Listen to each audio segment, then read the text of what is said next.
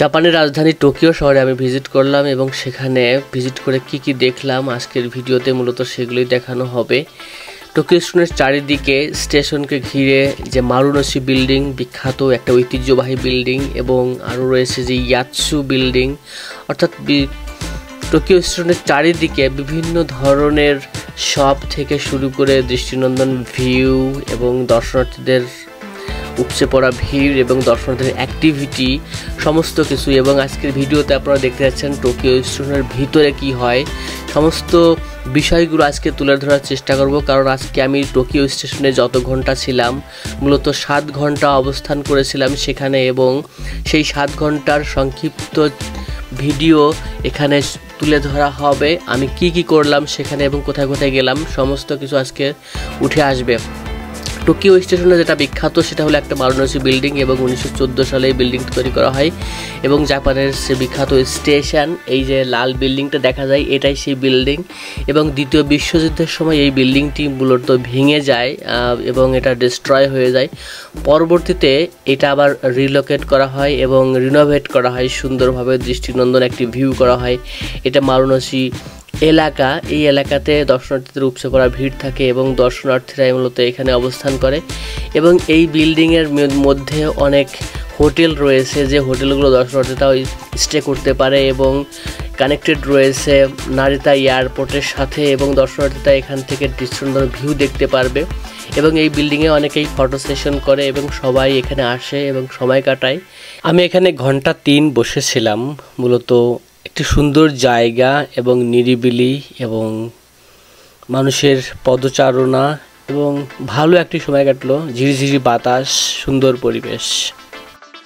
এই জায়গাটি মূলত অনেক এরিয়া জুড়ে রয়েছে এবং সবাই এখানে এসে বসে থাকে, সময় কাটায় এবং নির্দিষ্ট গন্তব্যে যাওয়ার জন্য সময় কাটায়। এবং এখানে পাশে বিশাল বড় বিল্ডিংগুলো রয়েছে, এটা খুব গুরুত্বপূর্ণ। এবং এখানে যেটা দৃষ্টিনন্দন সেটা হলো যে কিছু অ্যামিউজমেন্ট পার্ক রয়েছে পাশেই, এবং সেইগুলো সবাই এখানে সময় কাটানো, ফটো সেশনের জন্য খুব গুরুত্বপূর্ণ একটি জায়গা। সবাই যে যার মতো ফটো সেশন করে, ছবি তোলে এবং সময় কাটায়। মূলত আমি এই জায়গাটা অনেক সময় ছিলাম। টোকিও স্টেশনে এসে যাদের সময় কাটানোর চিন্তা হয় কোথায় বসে থাকবে, এই জায়গাটা হবে তাদের জন্য পারফেক্ট জায়গা। দর্শনার্থীরা বসে থাকে, বিশেষ করে যাত্রীরা সবাই বসে থাকে এবং বসে থাকার জন্য সুন্দর জায়গা এবং একটি কোলাহল মুক্ত বলা যায়, এবং সবাই ফটো সেশনে ব্যস্ত থাকে। আমিও যথারীতি ছবি তুলতে থাকলাম এবং দৃষ্টিনন্দন ভিউগুলো নিতে থাকলাম। মূলত বিল্ডিংটা খুব বড় বিল্ডিং রয়েছে, হাই রাইজ বিল্ডিং রয়েছে চারিদিকে, মূলত হাই রাইজ বিল্ডিং, এটা খুব ভালো এবং এটা দেখতে ভালো লাগে। এবং এই বিল্ডিংগুলোর পাশেই রয়েছে কিছু অ্যামিউজমেন্ট অর্থাৎ পার্ক জাতীয়, অর্থাৎ ওয়াকিং ডিস্ট্যান্সেই ঘুরে আসা যাবে। অর্থাৎ টোকিও স্টেশনের মারুনোশি সাইড থেকে মূলত অনেক দৃশ্যনন্দন ভিউ দেখা যায় বিল্ডিংগুলোর। এবং এটা বাস স্টেশন, এখান থেকে বিভিন্ন স্টেশনে যাওয়া যায়, বিশেষ করে নারিতা এয়ারপোর্ট, এবং শহরের মধ্যেও ঘোরা যায়। এবং শহরের মধ্যে এখানে আমি দেখলাম যে পুলিশের অ্যাক্টিভিটিস, মূলত সাইকেল নিয়ে যাচ্ছে। যাই হোক, এখানে আমি যেটা দেখলাম যে বিল্ডিংটা মারুনোশি বিল্ডিংয়ের এখানে মূলত অনেক সময় ছিলাম, কারণ এই চারপাশে একটা ডোম স্ট্রাকচার রয়েছে এবং এটা জাপানের ঐতিহ্যবাহী এবং এটা খুবই একটি পপুলার, সবাই এখানে এসে সময় কাটায়। এবং আমি ওখান থেকে মারুনোশি বিল্ডিং থেকে বের হয়ে এসে আমি জাস্ট শিনকানসেন রোডের উপর দিয়ে শিনকানসেন রোড চলে গেল, এবং সেই বিল্ডিংয়ের পাশ দিয়ে আমি ওয়াকিং ডিস্ট্যান্স কাভার করে হাঁটতে আমি মূলত ইয়াৎসু সাইডে গেলাম। এবং এখানে টেলিফোন বুথে আমি একটা টেলিফোন করলাম।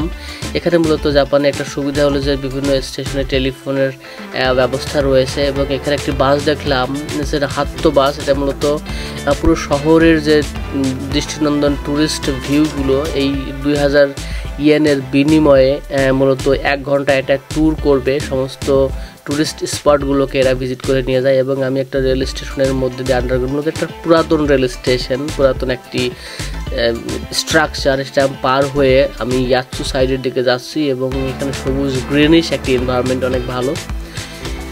আমি সেখানে গিয়ে যাওয়ার সময় যেটা চারদিকে যে বিল্ডিংগুলো, মূলত টোকিও স্টেশনের চারিদিকেই হাই রাইজ বিল্ডিং, এবং টোকিও স্টেশনের ভিতরে রয়েছে আরও অনেক সুন্দর দৃষ্টিনন্দন জায়গা, সেটাও আমি দেখাবো।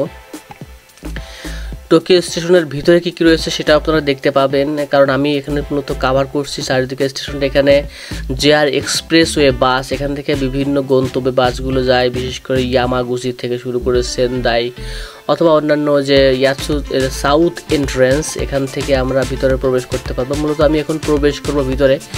টোকিও স্টেশনের ভিতরে আপনার কী কী আছে সেটা দেখবেন। প্রথমেই এখানে এন্ট্রেন্স করে আপনার টোকিওর টিকিট করে আপনি ভিতরে প্রবেশ করবেন। শিনকানসেন থেকে শুরু করে সমস্ত রেলওয়ে টিকিট কাউন্টার রয়েছে মূলত গ্রাউন্ড ফ্লোরে অর্থাৎ একতলায়, এবং বেসমেন্ট রয়েছে। বেসমেন্টেও বিভিন্ন ধরনের রেস্টুরেন্ট, খাবার, হোটেল রয়েছে।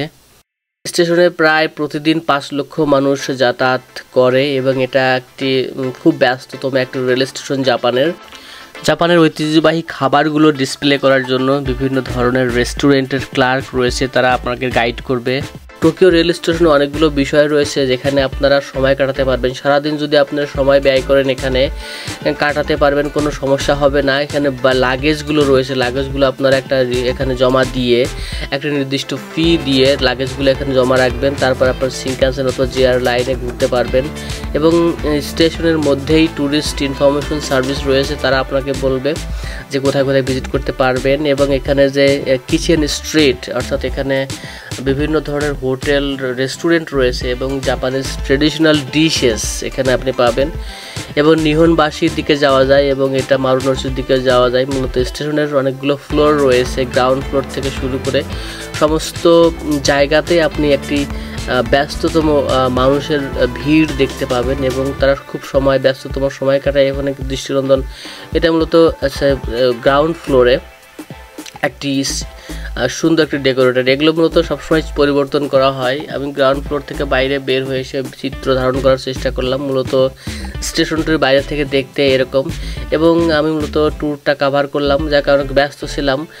ধন্যবাদ সবাইকে আজকের এই ভিডিওটি দেখার জন্য।